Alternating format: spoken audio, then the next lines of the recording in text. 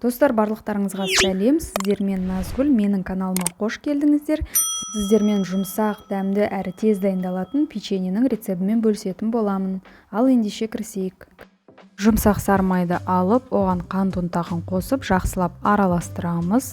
Араластырып болғаннан кейін үстінен бір жұмыртқаның сарысын салып, тағы да араластырамыз. Үстінен ерітілген кофені құямыз. Ұн қосамыз, какао, жүгері крахмалы және тұз.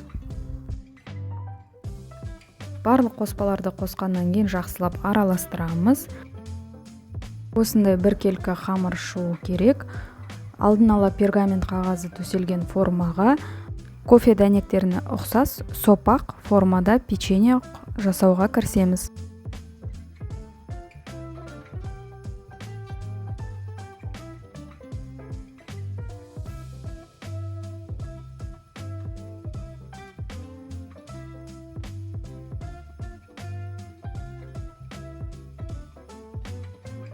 Бізде 12 дана печенье шықты. Сушиға арналған таяқшалармен ортасына басып шығамыз.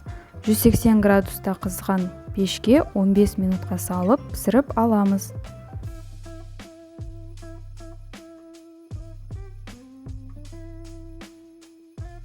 Он 180 градустағы пешке 15 минутқа салып пісіріп аламыз. Біздің печеньеміз дайын, достар. Осындай жұмсақ әрі керемет дәмді болып шықты. Сіздер де жасап көрсеңіздер болады.